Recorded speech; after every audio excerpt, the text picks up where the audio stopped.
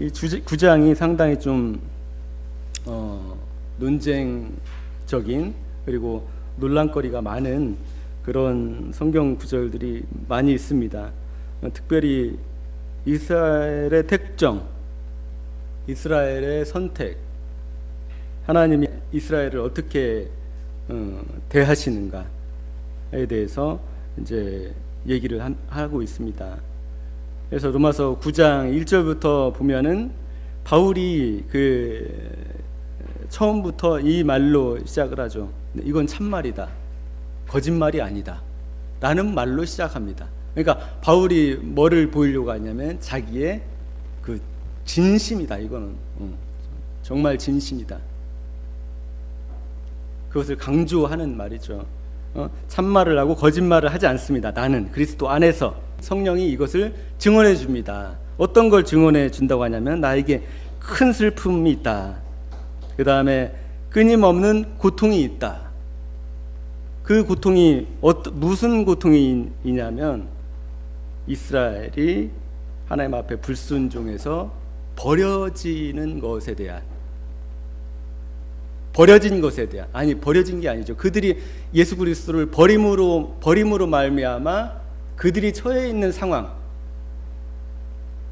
대해서 바울이 마음에 큰 고통이 있다고 얘기를 하고 있습니다. 바울이 이런 표현을 서신서에서 거의 쓰지 않는 표현입니다. 바울이 이런 표현들은 그 마음 가운데 바울이 그 동족에 대한 그 얼마나 애타는 마음이 있는지를 잘 보여주는 것이죠. 그래서 바울이 말도 안 되는 말을 합니다. 내 동족을 위한 일이라면 내가 저주를 받아 그리스도에게서 끊어질지라도 달게 받겠습니다. 이 표현이 저주를 받아서 그리스도에게 끊어진다, 이 표현이 의미하는 바가 무엇인지는 솔직히 잘 모르겠습니다. 하지만은 가장 극단적인 표현을 합니다. 바울이 모든 것을 다 배설물로 여기고 무엇을 그리스도를 아는 것을 가장 고상하고 그 중요한 것으로, 최고의 것으로 여겼음에도 불구하고 바울이 이런 표현을 하고 있죠. 내가 저주를 받아서 그리스도에게서 끊어질지라도 달게 받겠다. 내 동족이 회복되고 구원을 받을 수 있다면 그렇게라도, 왜냐하면 그렇게 되지 않을 거지만, 그잖아요. 바울이 그리스도에게서 끊어져서 저주를 받을 상황이 오지 않지만 그렇게 해서라도 내 동족이 구원을 받기를 원하는 마음이 바울에게 엄청나게 간절한 것이죠. 이 마음이. 그래서 이 9장 1절부터 이 5절까지를 보면은 이 바울이 그 자기 동족에 대한 그 사랑, 그리고 안타까움이 여실히 이제 드러납니다. 이런 바울의 정신들과 이런 동족에 대한 그 유대인들, 선민에 대한 그런 사랑이 바울의 말에서, 그리고 예수님의 말씀에서 이제 우리가 확인할 수 있죠. 예수님이 뭐라고 했습니까? 내가 너희를 암탉이 자기 새끼를 품으려고 하는 것 같이 품으려고 한 것이 몇 번이냐라고 예수님이 얘기를 하시죠. 그리고 눈물을 흘리시죠. 이스라엘 민족들을 보면서 눈물을 흘리십니다. 그리고서 주님께서 마지막에 그런 말씀을 하시죠. 여인들이여, 나를 위해 울지 말고 당신과 당신 자녀들을 위해서 우십시오 라고 얘기를 하죠. 왜냐하면은 주님께서는 그 이스라엘 민족이 하나님이 말씀하신 그 신명기에 나오는 복과 저주에 대한 말씀에서 이스라엘 민족들이 뭐를 선택했습니까? 저주의 길을 선택을 했죠.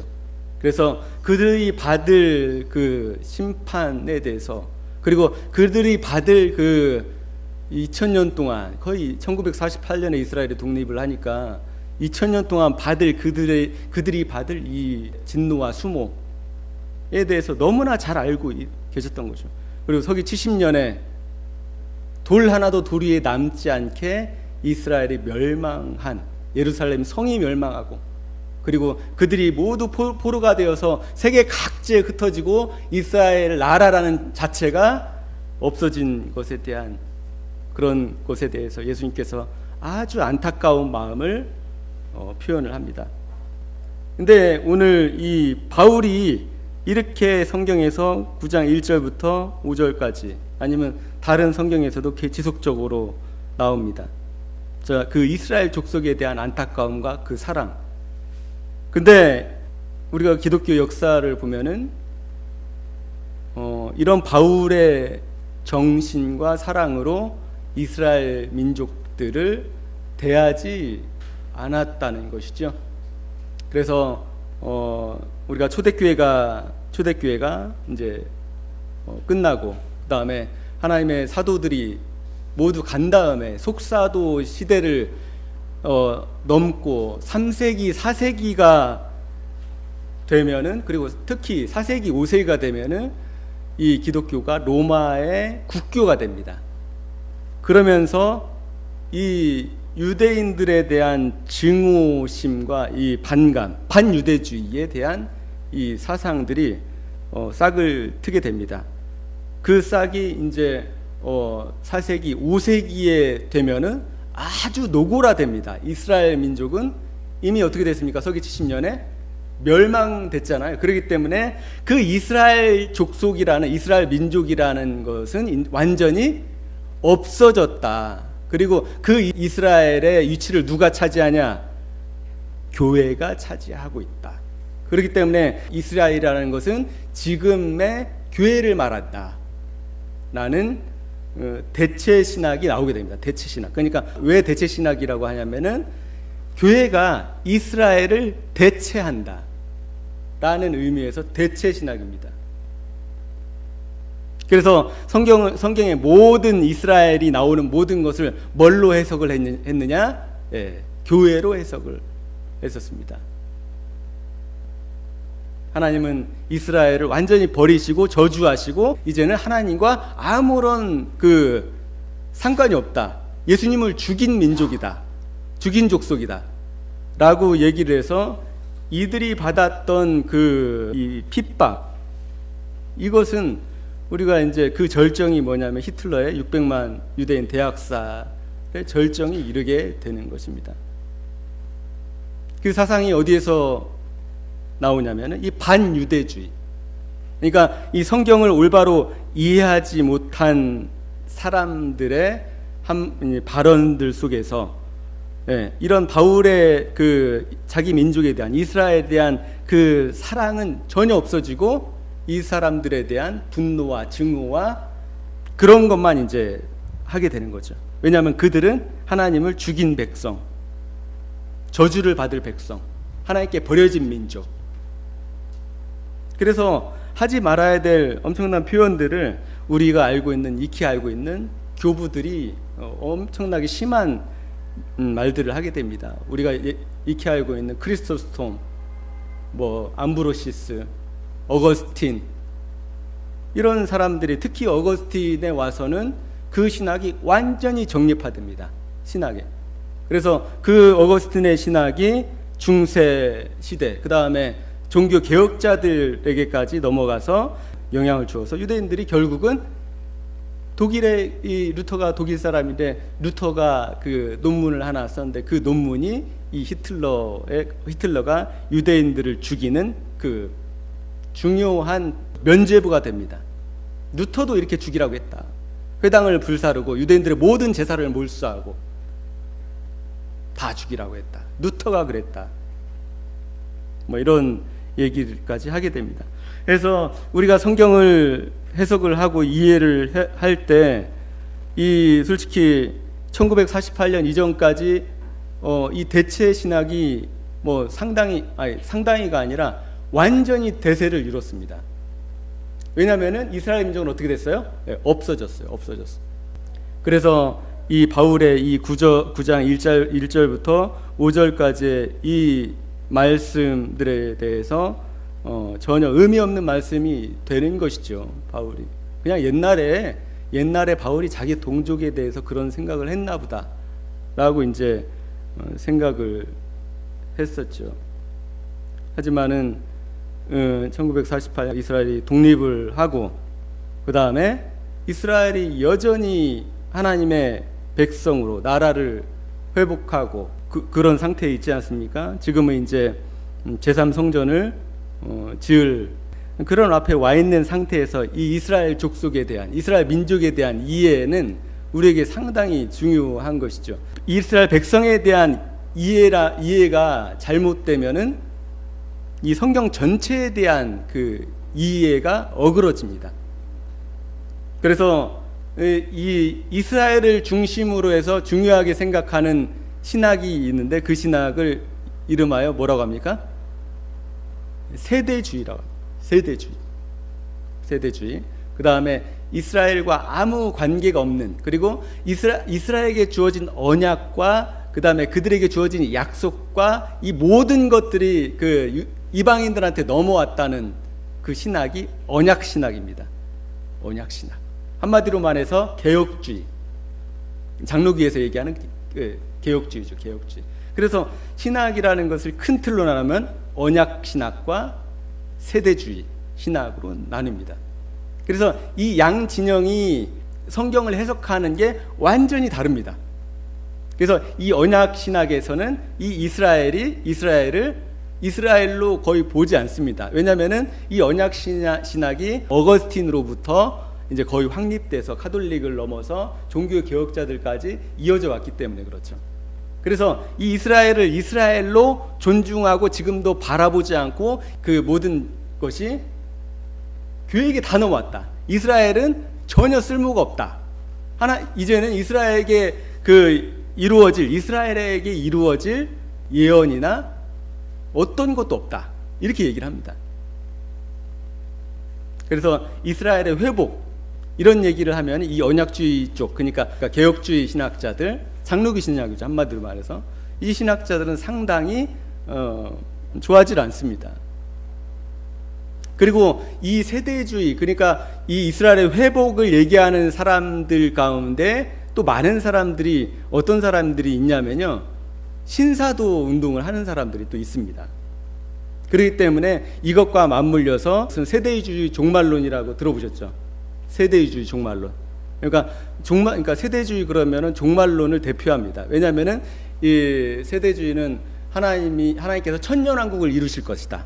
이스라엘을 회복시켜서 천년 동안 하나님께서 왕국을 만드실 것이다 라는 것을 문자로 받아들입니다. 하지만은 언약주의에서는 그것은 교회에게 주어진 거다. 그렇기 때문에 천년왕국이 없다라고 얘기를 합니다. 그 천년은 무슨 기간이냐면 교회 시간이다. 교회의 기간. 2000년 동안의 교회 역사다 라고 얘기를 합니다. 그래서 성경 해석을 근본적으로 갈라놓는 신학이 바로 언약신학과 그 다음에 세대주의 신학입니다. 그래서 그 언약신학의 장점이 있고요, 그 다음에 세대주의 신학의 장점이 있습니다. 그래서 한마디로 말해서 이 어떤 주의에 빠지게 되면은 이쪽으로 모든 성경을 보게 되고요, 혹은 언약주의에 심취하게 되면은 이 언약주의로만 성경을 보게 됩니다. 그 주의라는 것은 왜 좋지 않느냐? 항상 무엇을 회귀라 하기 때문에 좋지 않은 거죠. 성경을 바라보는 시각, 틀, 이것을 언약주의의 장점이 있고요. 왜냐하면 이 세대주의에서는 구원을 나눕니다. 하나님께서 구약 백성들을 구원하시는 그 방법이 다르다. 신약하고 다르다. 그 다음에 환란기에서는 또 다르다. 또 천년왕국에서는 또 다르다. 뭐 이런 식으로 구원의 그 조건들을 이제 좀 다르게 합니다. 하지만 우리가 분명히 알듯이 이 구원의 조건은 다르지 않습니다. 아브라함도 뭐로 말미암아 구원을 받았어요? 믿음으로 말미암아. 그 다음에 율법에 속한 유대인들도 십계명을 지키는 거예요. 이거 순종의 개념이지 그 율법을 지킴으로 말미암아 구원을 받는다고 했습니까? 아니라는 것이죠. 하나님께 대한 믿음으로 말미암아. 그래서 믿음으로 구원받는다는 것은 율법 이전부터 유효했던 것이다. 바울이 얘기하지 않습니까? 그런 측면에서는 언약주의가 구원을 바라보는 관점은 맞습니다. 하지만은 이 세대주의에서만 맞는다는 것은 큰 틀에서 구약과 신약을 나누고 그 다음에 유대인과 그 다음에 이방인들 교회를 나눈다는 것이 큰 장점이 있는 거죠. 장점이 아니라 그냥 성경을 그렇게 봐야 되는 것입니다. 그래서 언약주의와 그 다음에 이 세대주의에서 우리가 무엇을 받아들여야 되느냐, 이 둘 다 받아들일 필요가 없습니다. 오직 성경이 무엇을 말하느냐만 우리는 이해하면 되는 겁니다. 그러지 않으면 한쪽에 치우쳐서 성경이 말하는 것을 그대로 읽지 못합니다. 그래서 오늘 바울이 이렇게 그 자기 민족에 대한 안타까움을 표현을 하고 있습니다. 그래서 바울이 9장 4절 보면 이렇게 얘기하고 있지 않습니까? 보시면 4절 보면은 중요한 얘기를 하죠. 내 동족은 이스라엘 백성입니다. 네. 그들에게는 하나님의 자녀로서의 신분이 있고 선민이었죠. 네. 하나님 뭐라고 했습니까? 이스라엘 백성에게 너는 내 백성이다. 하나님의 친백성으로 삼으신 거죠. 하나님께서 신분 있고 하나님을 모시는 영광 있고, 그죠? 오직 유일하게 그들이 하나님을 구약시대 때 하나님을 모셨죠. 그리고 하나님과 맺은 언약들이 있고, 그 민족을 통해서 하나님이 무슨 언약을 맺습니까? 예수 그리스도 메시아를 보낼 것에 대한 아주 중요한 언약이 있죠. 그 안에 있고, 또 율법이 있고, 하나님께 예배하는 것이 있고, 예배가 있고, 하나님의 약속들이 있습니다. 바울이 이렇게 이스라엘 백성에게 주어진 것들에 대해서 이렇게 나열을 하고 있는 것이죠. 그러니까 아주 중요한 것들이죠. 이것들이, 이러한 것들이, 이 모든 것들이, 하나님께 대한 모든 것들이 누구에게 주어졌었냐면은 이스라엘 백성에게 모두 다 주어져 있었다는 것이죠. 그리고 이렇게 해야죠. 그리스도도, 그러니까 예수 그리스도도 육신으로는 그들에게서 태어났다. 육신으로는 이런 말을 하는 거죠. 그리고 이제 중요한 얘기를 하는 거죠. 이 바울이 그분에 대해서 이렇게 표현합니다. 이 그는이 누구를 받냐면 이 그리스도를 받고 있죠. 그는 만물 위에 계시며 영원토록 찬송을 받으실 누구라고요? 하나님이십니다. 그러니까 바울이 뭘 얘기하고 있습니까? 삼위일체를 얘기하고 있죠. 그래서 이 성경을 그 성경대로 보지 않는 사람들이 잘 하는 것이 무엇이냐? 신조에 집착을 합니다. 니케아 신조, 칼케톤 신조, 콘스탄티노플 신조, 이 모든 신조들이 논쟁이 되는 부분에 대해서 교부들, 그 다음에 그 당시에 주교들, 감독들이 모여서 이것을 결의했다. 그래서 이것을 벗어나면은 모두 이단이다 라는 이제 규정을 하게 됩니다. 하지만 이 삼위일체에 대한 부분이 신조 가운데 가장 중요한 신조라고 하지 않습니까? 삼위일체. 그런 삼위일체에 대한 것은 이미 성경에서 누누이 바울이 그리고 예수님께서 요한도 마찬가지고 요한 1서에도 마찬가지고 수없이 많이 표현을 했죠. 그는 근본 하나님의 뭐라고 했습니까? 본체시다. 하나님의 본체시다. 그러니까 하나님 자신이시라는 거죠. 그래서 하나님의 사랑이 왜 확증이 실증이 됐다고 합니까? 그분 자신이 십자가를 지셔서 속죄 제물이 되셨기 때문에 그런 거죠. 그래서 그것에 대한 이해가, 삼위일체에 대한 이해가 없으면은 하나님이 누구 시켜서 그냥 대신 죽으라고 한 거야? 이렇게 되는 거죠.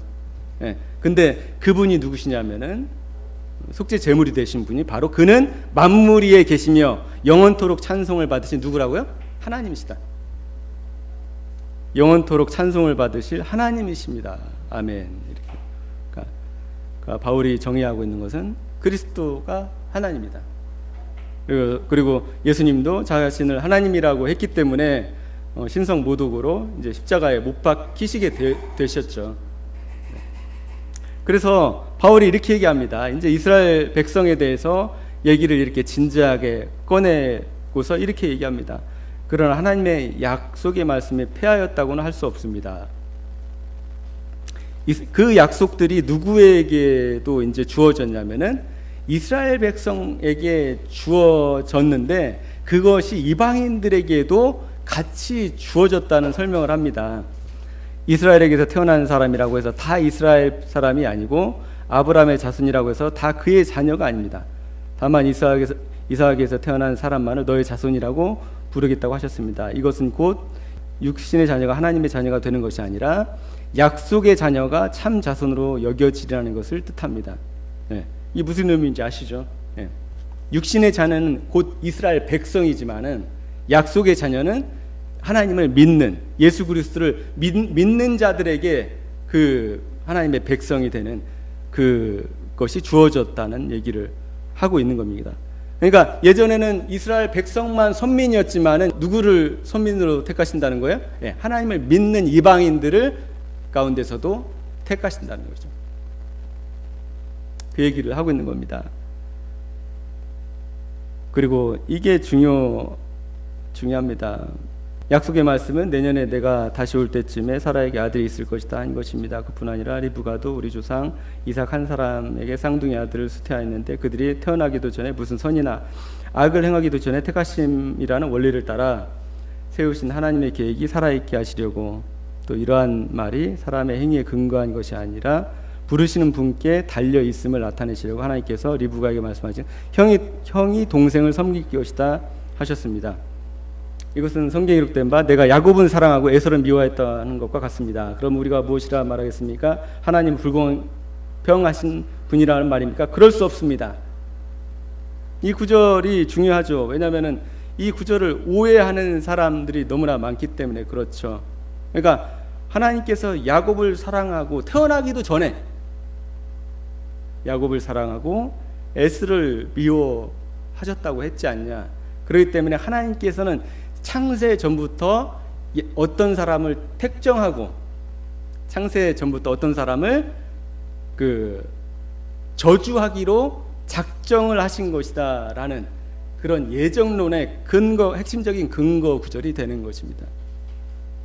근데 이 성경을 아주 잘못 이해를 하고 있는 것이죠. 지금 바울이 계속적으로 얘기하고 있는 것이 무엇이냐면은 하나님께서 이스라엘에게만 율법을 주셔서 그들로 하여금 하나님을 섬기게 했는데 그 예수 그리스도가 오셔서 그 은혜가 누구에게까지 전파됐습니까? 이방인들까지 전파된 것이죠. 그래서 바울이 9장 1절부터 하는 얘기가 누구에 관한 얘기냐면은 이스라엘과 우리 이방인들에 대해서 얘기를 하고 있잖아요. 지금 이 택함에 대해서도 바울이 무슨 얘기를 하냐면은 이방인들의 택함에 대해서 얘기를 하고 있는 겁니다. 그러니까 야곱과 에서 개인에 대해서 하나님이 이 성경을 딱 보면은 하나님이 태어나기도 전에 야곱을 사랑하시고 에서는 미워하셨대. 그러니까 이 모든 인류가 다 어떤 사람은 하나님이 택하신 사람이고 어떤 사람은 하나님이 버리실 저주에서 버리실 사람이다 라고 한 개인을 이 적용할 성경이 아니라는 것이죠. 여기에서는 지금 바울이 큰 틀에서 뭘 얘기하냐면 이스라엘 백성과 그 다음에 이방인들, 그 다음에 교회, 하나님의 약속을 상속받은, 그러니까 원래 누구만 하나님의 자녀로 선택돼야 됩니까? 이스라엘 백성만 선택이 돼야 되는데 이제는 그게 뭐라고 했습니까? 바울이 육신의 자녀가 아니라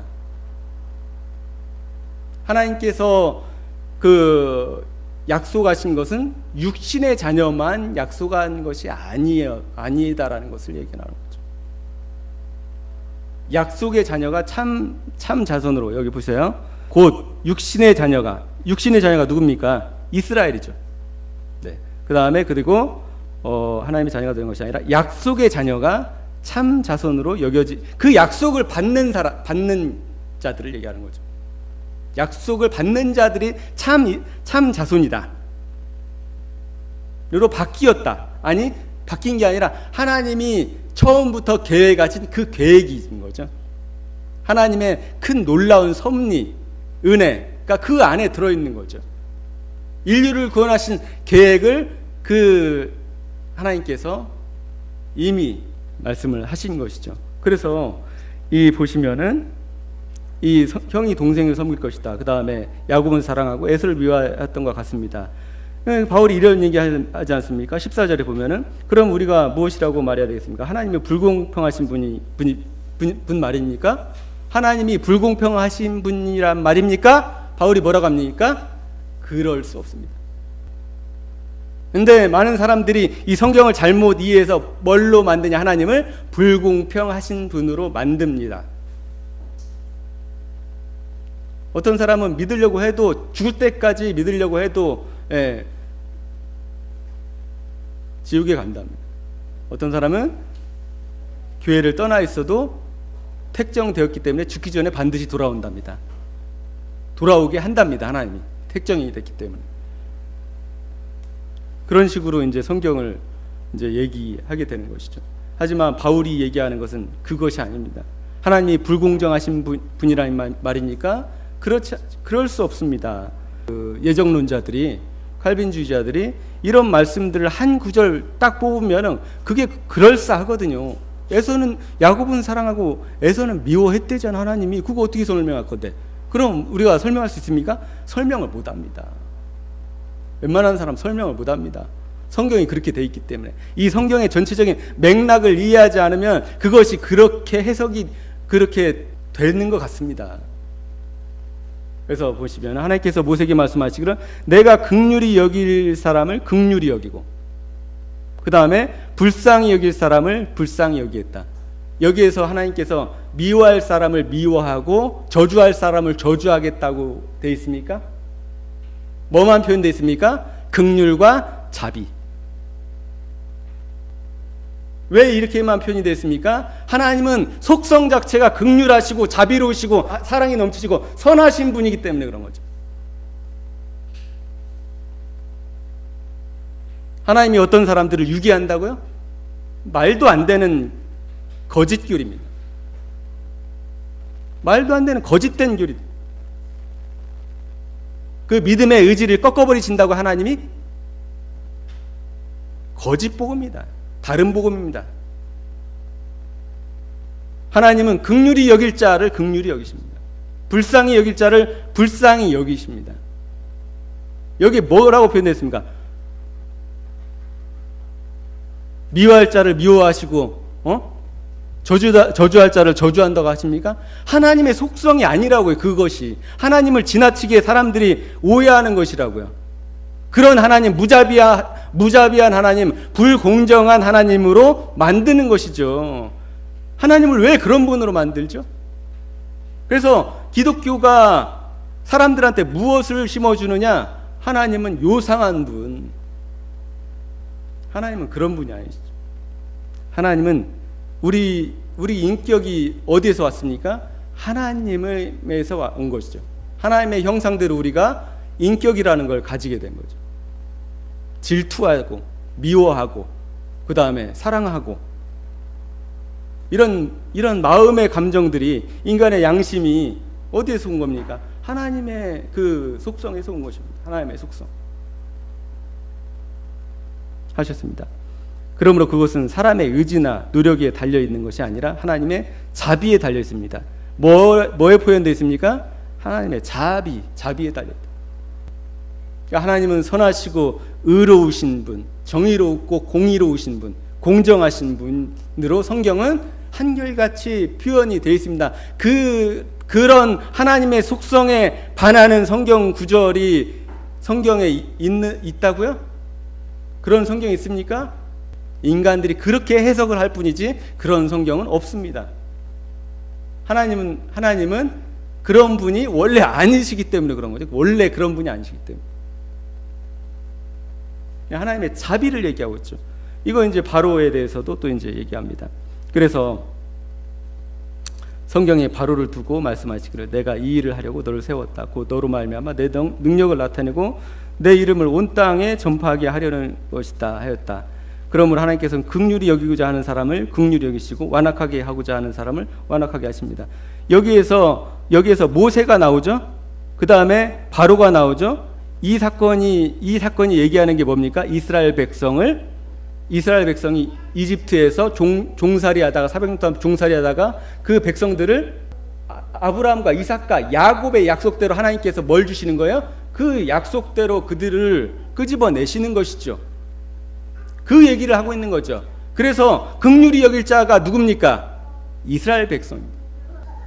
긍휼히 여길 자가 누굽니까? 이스라엘 백성입니다. 여기서 보면은 하나님께서는 긍휼히 여길 자를 긍휼히 여기시고 완악하게 하고자 하는 사람을 완악하게 하십니다. 근데 이 완악하게 하신다는 것을 하나님이 그에게 악한 마음을 줘서 이렇게 이제 표현을 하는 경우가 많이 있습니다. 이 구절 먼저 살펴보죠. 야고보에서 보면 하나님께서 뭐라고 되어 있냐면 사람이 시험을 당할 때 아무도 내가 시험을 당한다. 이 시험이라는 것은 죄를 짓는 걸 얘기하는 겁니다. 죄를 짓는 거. 뭐라고 말하니까 내가 하나님께 시험을 당하고 있다. 뭐라고요? 하지 마라. 하나님께서는 악한 것들, 악한 일들, 악에게 시험을 받지도 않으시고 또 시험하지도 않으십니다. 사람이 시험을 당하는 것은 뭐에 이끌린다고요? 이끌려서 하는 거라고요? 욕심에 이끌려서 꾀에 빠지기 때문입니다. 하나님은 뭐를 시험하지 않는다고요? 악한 것들로 사람을 시험하지 않습니다. 하나님은 근본 자체가 악한 것을 싫어하시기 때문에 그런 거죠. 십계명이 왜 나왔습니까? 하나님은 악한 걸 싫어하시기 때문에. 십계명을 이스라엘 백성에게 왜 줍니까? 이것이 너희들 최소한에 이렇게 살아라. 이스라엘 백성들이 그렇게 어떻게 했습니까? 다 살았습니다. 껍데기만. 하나님은 선하시고 의로우신 분이시라는 그 속성에 대해서 우리가 바로 이해하지 않으면은 이런 성경 구절에 대해서 오해할 수 있습니다. 그러면 그대는 내게 이렇게 말할 것입니다. 그렇다면 어찌하여 하나님께서는 사람을 책망하십니까? 누구를 선택하고 누구를 선택하지 않고 누구한테 긍휼을 베풀고 누구를 완악하게 하면은 이게 하나님이 사람을 책망하실 수가 있습니까? 이렇게 이제 반문을 합니다. 하지만은 이 바울이 이렇게 합니다. 누가 하나님의 뜻을 거역할 수 있단 말이요. 오 사람아, 그대가 무엇이기에 하나님께 감히 말대답합니까? 만들어진 것이 만들어진 분에게 어찌하여 나를 이렇게 만들었습니까? 하고 말하시겠습니까? 토기장이에게 한 흙덩어리를 나누어서 하나는 귀한 데 쓸 그릇을 만들고 하나는 천한 데 쓸 만들 권한이 없겠습니까? 라는 말에 대해서 심각한 오해가 생깁니다. 무엇을 이해하지 않고 이 성경을 보면 오해가 생기냐면 하나님은 선하시고 의로우시고 공의로우시고 자비와 긍휼 베푸시기를 좋아하신다, 원하신다. 하나님은 자비로우신 분이다. 불쌍히 여기시기를 원하시는 분이다. 니네를 멸망하려고 하셨지만은 멸망하셨습니까? 안 합니다. 오히려 유나가 뭐라고 합니까? 멸망하기로 해놓고 왜 안 합니까? 하나님 멸망하기로 해놓고 왜 안 합니까? 하나님 누가 합니까? 인간이 그러고 있습니다. 인간이. 이것을 그래서 성경 말씀을 이해할 때 무엇이 전제되어야 되냐면 하나님은 사람을 긍휼히 여기시고 자비로우시고 선하시고 의로우시고 거룩하시고 악한 자들에게도 뭐를 주신다고요? 햇빛과 비를 골고루 주신다. 하나님이 그들을 저주하셨으면 그들이 다니는 곳마다 구름이 끼게 하고 햇빛이 안 쪼이게 하면 되지 않습니까? 그들이 가지고 있는 땅에 비 안 내리게 하면 되지 않습니까? 그러지 않으시더라고요. 하나님은 속성 자체가 그런 분이 아니시더라고요.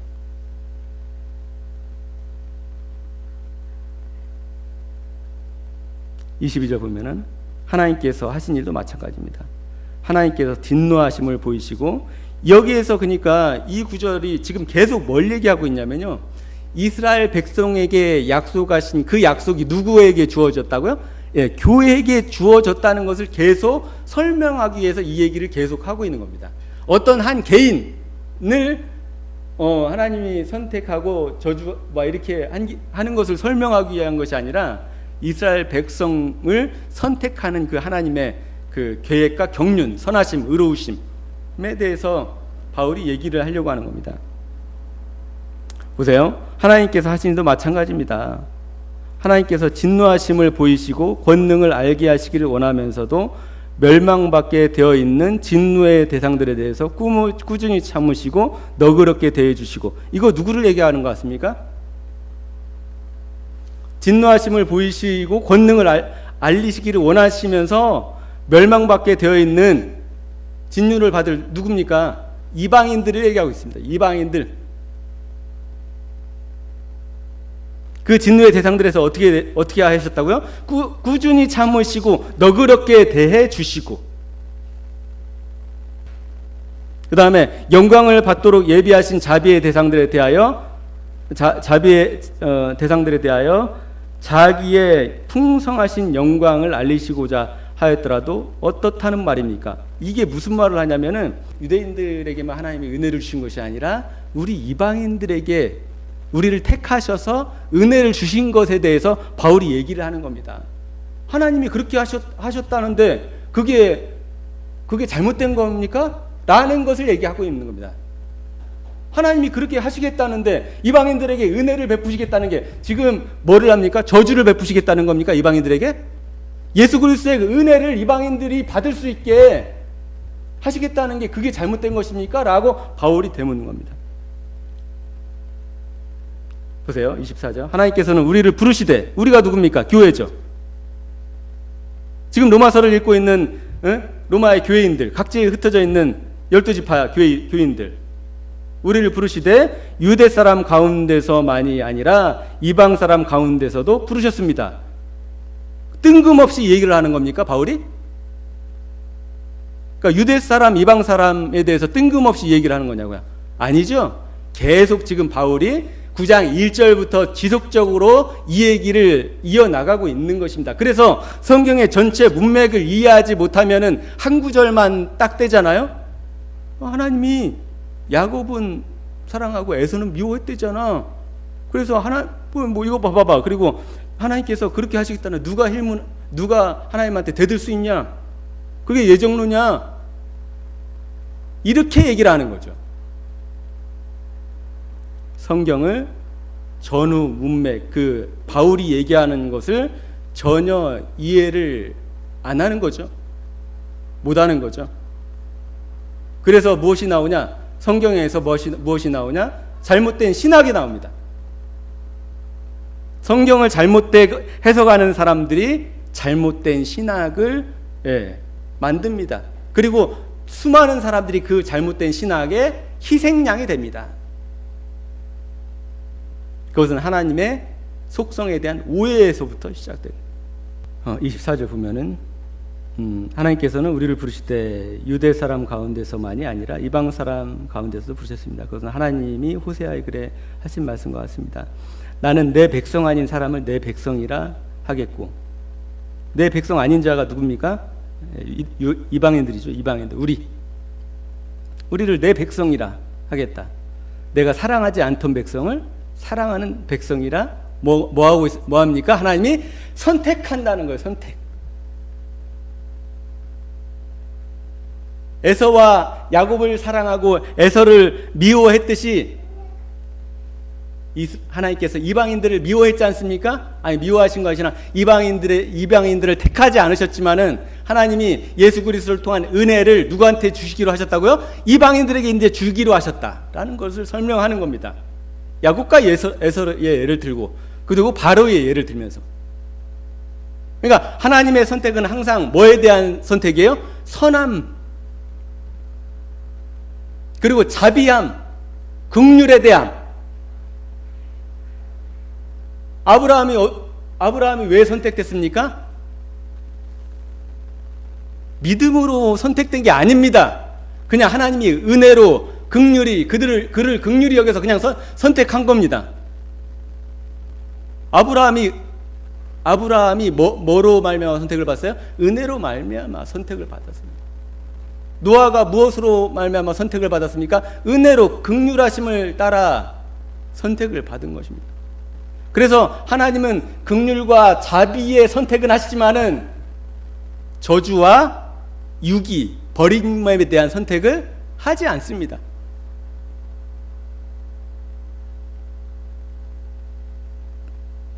그래서 이 말을 하는 거죠. 너희는 내 백성이 아니다. 그곳에서 그들은 살아계신 하나님의 자녀라고 일컬음을 받을 것이다. 그들이 누굽니까? 여기 26절에 이방인들이지. 이방인들이 이제 백성이 아니었는데 이제 살아계신 하나님의 자녀라 일컬음을 받을 것이다 라고 호세아서에 이미 예언이 돼 있었고 하나님의 계획 속에 있었다는 것이죠. 이방인의 구원이. 근데 이 세대주의에서는 이 이방인의 구원이 원래 없었다고 합니다. 이 세대주의 해석하는 사람들은 원래 하나님은 이방인들을 구원할 계획이 없었다라고 얘기를 합니다. 그래서 어느 쪽이 이 사람들에 대해서 비판합니까? 언약 신학을 배운 사람들이 비판합니다. 왜냐하면 이 사람들은 뭐가 중심이에요? 우리 교회가 중심이다. 이스라엘의 모든 권한을 다 가져왔는데, 그러니까 아니 무슨 말하냐? 교회를 하나님이 선택하시고 이스라엘의 모든 것들이 다 교회에 넘어왔는데 무슨 말하냐? 이 얘기를 하는 것이죠. 그래서 지금 이 택정에 대해서 얘기를 할 때 바울이 한 개인의 택정을 이 9장이 얘기하고 있지 않다는 것을 우리가 알 수 있습니다. 한 개인의 택정을 얘기하고 있지 않습니다. 그리고 그 야곱과 에서에 대한 그 택정도 하나님의 뭐에 의해서 야곱은 사랑하고 에서는 미워하였다 이런 말이 나옵니까? 하나님의 예지에서 나오는 거예요. 하나님의 예지. 가룟 유다에게 하나님께서 창세 전부터 그를 지목해서 그가 저주받도록 모든 걸 다 계획하셔서 그가 저주받도록 하시고 예수님을 팔아 넘기게 하시고 이렇게 했습니까? 그렇습니까? 그렇지 않다는 거예요. 하나님의 예지, 성경의 선택이라는 것은 예지 예정을 말합니다. 성경에 그리스도 안에서 우리를 예정하사, 뭐 안에서요? 우리를 그리스도 안에서 우리를 예정하사, 그 부르심을 받은 자들은 모두 그리스도 안에서 예정되어 있는 자들. 이미 그리스도가 창세 전부터 뭐가 되어 있기 때문에 그렇습니까? 이미 십자가에 못 박혀서 우리 속죄 제물로 돌아가실 것이 예정이 되어 있기 때문에 그런 거죠. 침례도 마찬가지 않습니까? 우리가 언제 그리스도의 십자가에 달려서 우리가 죽었습니까? 아니잖아요. 근데 우리한테 뭐라고 합니까? 그리스도와 함께 죽고 그리고 그리스도와 함께 살아났다는 표현을 하죠. 그잖아요. 그래서 그리스도 안에서 창세 전부터 우리를 예정하사, 이것을 사람들이 무엇으로 혼동을 하냐면 창세 전부터 하나님께서 천국 갈 자, 지옥 갈 자를 이미 정해놨다라고 이해를 하는 겁니다. 창세 전부터 그리스도 안에서 우리를 예정하셨다는 말씀은 무슨 말씀입니까? 창세 전부터 그리스도를 예정하셨다는 거죠. 그리스도 안에서 우리를 예정하사, 그리스도 안에서 그리스도께서 십자가에 달리셔서 우리가 십자가에 달렸다고 표현하듯이 하나님께서 어떤 사람을 저주하기 위해서 택정을 하고 어떤 사람을 천국 가게 해서 인간의 의지와 아무 상관없이, 인간의 선택과 아무 상관없이 그렇게 하는 하나님이 아니다. 이 얘기가 계속 왜 반복이 됩니까? 제 얘기 속에서 이것이 2000년 교회사 가운데 지속적으로 이 잘못된 이 성경에 반하는 사상이 많은 사람들을 지배하고 있었기 때문에 그렇죠. 바울이 얘기하는 거랑 다르다.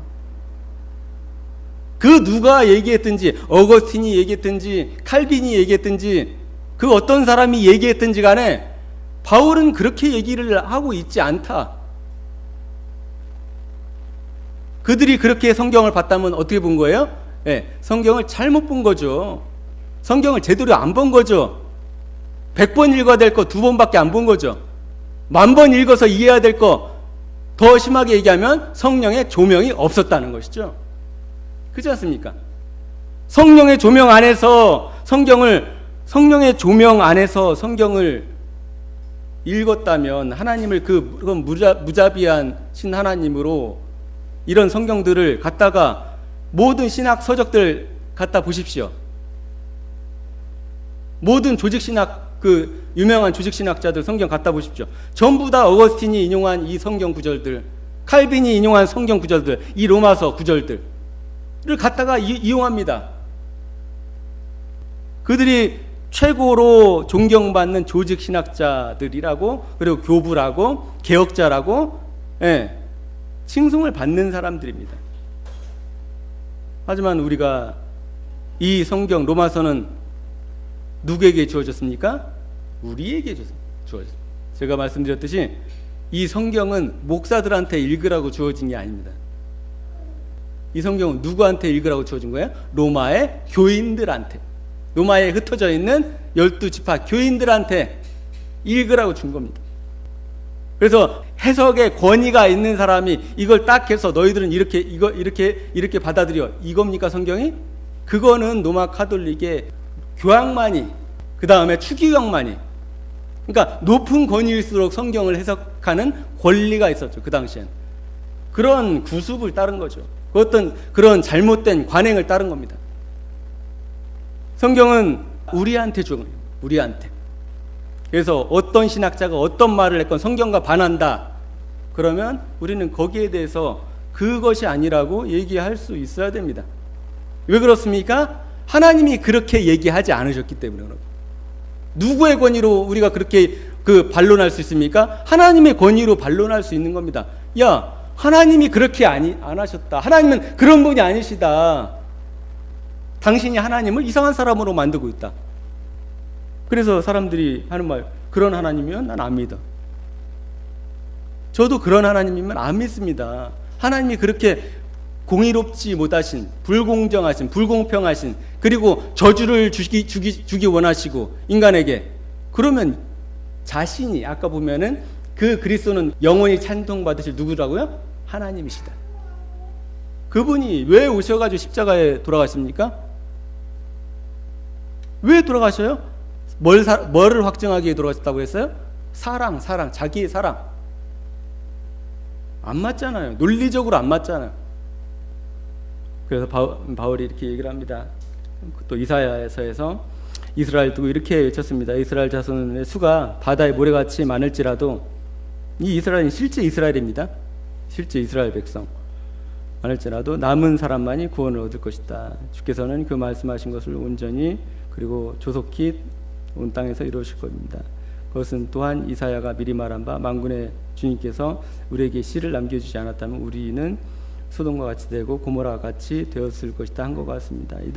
이들이 하나님의 그 언약을 어겨서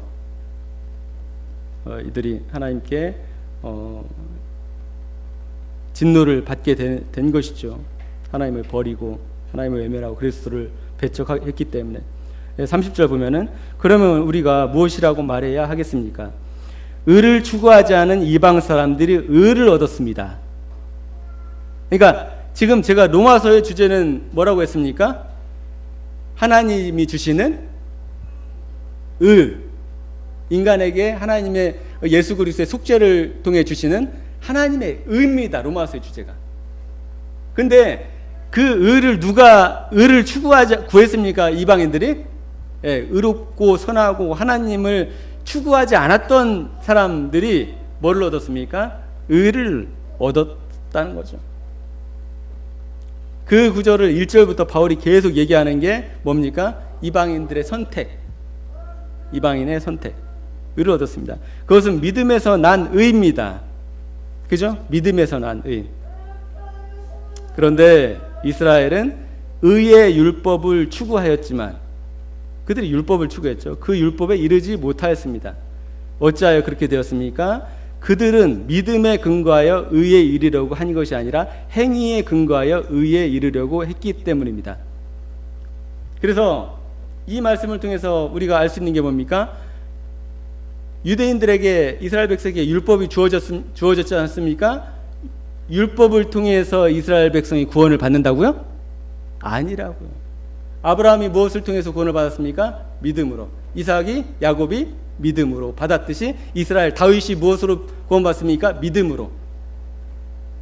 성경은 오직 믿음으로 말미암아. 율법을 지키는 것은 무엇을 얘기하는 겁니까? 하나님께 순종의 뜻입니다. 순종하는 것에 대한 뜻에 불과합니다. 그리고 그 율법을 지키되 하나님께 대한 그 정말 진실된 믿음이 없는 사람들은 어떻게 됐을까요? 예수님이 와서 엄청나게 책망하셨듯이 하나님께 은혜를 받지 못하겠죠, 당연히. 왜냐하면 믿음으로 말미암아 그 의가, 하나님의 의가 어느 시대든 주어지기 때문에 그런 거죠. 그래서 뭐라고 합니까? 이것이 뭐에 근거하지 않은 것이라고요? 그들은 믿음에 근거하여 의에 이르려고 한 것이 아니라 행위에 근거하여 의에 이르려고 했기 때문입니다. 유대인들이 행위에 근거해서 의에 이르려고 했다. 행위에 근거. 근데 행위에 근거하지 않은 그 이방인들이 뭐를 얻었다고요? 네, 행위에 근거하지 않고도 의를 입었다는 거죠. 바울이 32절 보면은, 하반절 보면, 그들은 걸림돌에 넘어진 것입니다. 그것은 성경에 기록된 바와 같습니다. 보아라, 내가 시온에 부딪히는 돌과 걸려 넘어지게 하는 바위를 둔다. 그러나 그를 믿는 사람은 부끄러움을 당치 않을 것이다. 부딪히는 돌과 걸려 넘어지게 하는 바위가 무엇이겠습니까? 율법이 되겠죠, 율법. 그러나 그를 믿는 사람은 부끄러움을 당치 않을 거야. 누굽니까? 그가 예수 그리스도죠. 그러니까 지금 뭐를 얘기하고 있습니까? 믿음으로 말미암아 주어지는 의.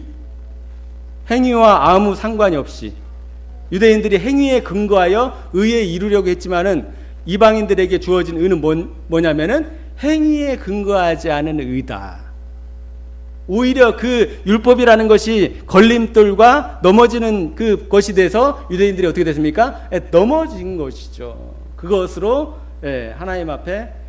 그래서 10장, 그러니까 제가 성경을 항상 이 장절을 나눈 것이 뭐 16세기에 나눠진 겁니다. 이게 그 이전에는 장절이 없었습니다.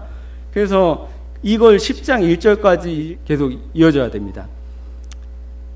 9장 33절로 이게 끊어지면은 이해가 좀 덜 될 수 있습니다.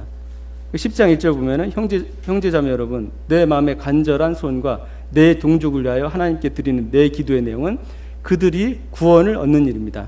바울이 9장 1절부터 마음의 그 심한 고통, 그리고 그리스도에게서 끊어질지라도 이 내 백성이 구원을 받기를 원한다라는 그 마음이 다시 표현이 되는 거죠. 기도의 내용이 뭐라고요? 하나님께 항상 드리는 소원, 간절한 소원, 그 다음에 내 동족을 위하여 하나님께 드린 내 기도, 그게 뭐라고요? 그들이 구원을 받기를 원한다. 예수님을 믿음으로 말미암아. 이방인들과 동일하게. 또 증언하죠. 10장 2절에 나는 증언합니다. 그들은 하나님을 섬기는데 열성이 있습니다. 그러나 그 열성은 올바른 지식에서 생긴 것이 아닙니다. 바른 지식, 진리에 기초해 있지 않다는 것이죠. 그들은 하나님의 의를 알지 못하고, 로마서의 주제가 뭐라고요? 인간에게 주어지는 하나님의 의. 이 하나님의 의가 뭡니까? 예수 그리스도죠. 예수 그리스도. 하나님의 의를 알지 못하고, 누구를 알지 못하고? 예수 그리스도를 알지 못하고, 예수 그리스도가 속죄의 제물로서 드려진 것을 의지하지 않고 자기 자신들의 의를 세우려고 힘을 씀으로써 하나님의 의에는 복종하지 않게 되었습니다. 누구에게 복종하지 않게 되었습니까? 예수 그리스도께서 이루신 그 하나님의 사랑의 확증, 그 하나님의 사랑을 결국에는 받아들이고 있지 않다는 것이죠.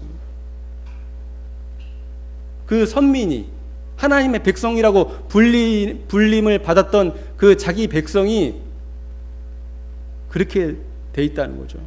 그리고 하나님께서 신명기에 말씀하신 그 저주의 길을 따라서 그들이 하나님께 진노를 받게 되죠. 그것에 대해서 바울이 너무나 안타까운 그 예수님의 심정이죠. 예수님과 동일한 마음이죠. 그런 마음을 가지고 얘기를 하고 있는 것입니다.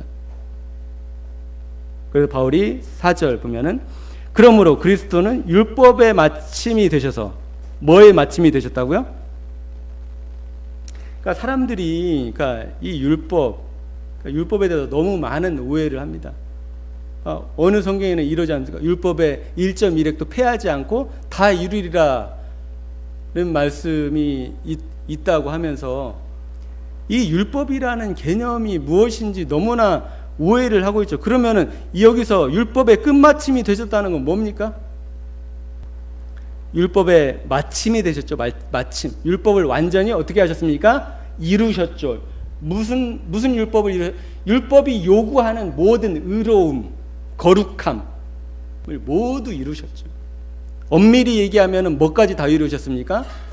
제사법과 의식법과 뭐까지 이루셨어요? 도덕법까지 다 모두 다 끝을 내신 겁니다. 다 이루신 것이죠. 하지만은 그 하나님의 성품이 십계명이 하나님의 성품을 표현하기 때문에 바울은 또 그 3장에서는 뭐라고 합니까? 그래서 우리가 율법을 폐합니까? 그럴 수 없습니다. 또 반대 얘기를 하죠. 그러니까 이 구절을 읽으면은 이런 것 같고 저 구절을 읽으면 저런 것 같죠. 왜냐하면 성경을 바르게 이해하지 못하면 그렇게 됩니다. 그래서 율법은 1.1획도 다 이루기 전에 폐하지 않는다고 했습니다. 율법이 유효합니다에 속해 있는 사람이 있고요. 그 다음에 이 로마서 10장 4절의 말씀대로 예수님이 율법의 끝마침이 되셨대잖아. 바르게 이해하는 사람은 이것도 이해가 되고 이것도 다 이해가 되는 것이죠. 그런데 한쪽만 이해하려고 하는 사람들이 문제가 되는 것이죠. 율법이 끝나지 않았대. 안식일을 지키는 것은 여전히 유효하되 그리스도 안에서 엄밀히 얘기하면 모든 율법이 다 완성되고 끝 맞춰졌습니다. 왜냐? 우리가 추구하는 의도, 우리가 하나님의 본성을 따라서 하나님의 속성을 따라서 섬기는 그 십계명의 그 정신도 그것이 구원의 조건입니까? 그것이 구원의 조건이 아니죠. 오직 무엇입니까? 그거는 우리가 하나님께 받은 은혜를 따라 하나님을 섬기는 사람으로서 그 하나님의 계명을 지킬 따름이지 그걸 지킴으로 우리가 구원을 받습니까? 그렇지 않다는 거죠. 오직 그리스도께서 뭐가 되셨다고 그래서 이걸 이해를 못하는 거예요. 율법이 그리스도가 완전히 마쳤습니다. 하지만은 우리에게 율법이 여전히 남아 있습니다. 두 가지가 다 이해가 되지 않는 거지 사람들이. 율법이 남아 있대잖아. 율법이 마침이 되셨대잖아. 우리는 두 가지가 다 이해됩니까? 다 이해되잖아요.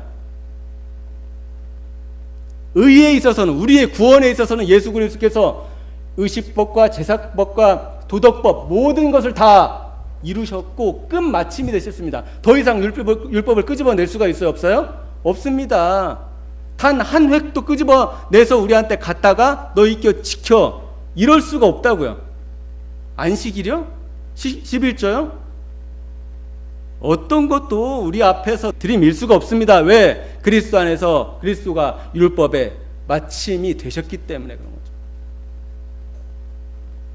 그래서 어떻게 그 의가 하나님의 의가 우리 인간에게 주어집니까? 어떻게? 그 하나님의 의는 죄를 그냥 안 짓는 게 아니라고요. 하나님과 같은 거룩함. 우리가 거룩한 분 혹시 계세요? 우리가 거룩하지 않음에도 어떤 것이 주어졌다고요? 거룩한 의가 주어졌다. 거룩한 의, 거룩함. 하나님과 같이 완전한 흠이 없고 티가 없는 완전한 거룩한 의가 무 안에서 주어졌습니까? 그리스도 안에서 주어진 겁니다. 그리스도 안에서. 그래서 무엇이 모두 끝났다고 할 수 있습니까? 율법의 완전히 그리스도께서 이루시고 끝내시고 폐하셨다 라고 얘기할. 그러니까 이 성경 구절을 이 복음에 대해서 올바로 이해하지 못하면은 여기에서는 반대 얘기라고 1.1획도 폐하지 않고 그대로 있으리라. 그리고 로마서 3장에서 바울이 뭐랍니까? 그래 우리가 율법을 폐하냐? 그럴 수 없다. 오히려 율법을 굳게 세운다. 그 다음에 또 바울이 뭐랍니까? 여기 9장에서는 율법의 끝마침이 되셨다. 도대체 뭐라는 겁니까 이게? 그러니까 성경을 그 문맥에서 말하는 것을 이해하지 못하면은 계속 그 구절에 휘둘리는 거예요. 그 한 구절, 이쪽에 한 구절에 계속적으로 휘둘리는 것이죠. 그래서 모든 사람에게, 믿는 모든 사람에게 뭐가 되어주셨다고요? 의라는 것을 너무나 성경을 많이 접한 사람들은 그냥 이걸 봐도 감흥이 없습니다. 이게 얼마나 중요한 그 단어고 표현인지를 모릅니다. 어렸을 때부터 몇십 년 동안 이걸 그냥 계속 봤어요. 의가 주어진, 그냥 그러려니 이 의가 의미하는 것이 무엇인지를 제대로 아는 것이 중요하죠. 예수 그리스도께서 그것을 이루기 위해서 십자가에 못 박히시고 우리에게 그 의가 선물로 완전히 주어진 것이죠. 모든 믿는 자에게, 예수 그리스도를 믿는 모든 자에게 그 의가 주어집니다. 그 의가 하나님 앞에 갈 수 있는 유일한 것이죠. 그 의만 가져가야 됩니다. 행위에서 나오는 그 열성, 유대인들이 가졌던 그 하나님께 대한 열성, 그 바른 지식에 기초하지 않은 그 열성을 가지고 유대인의 그 길을 가는 사람들이 이 시대에도 너무나 많다는 거죠. 그것을 가져갔다가는 유대인들의 뒤를 밟아가는 겁니다. 유대인들의 뒤를.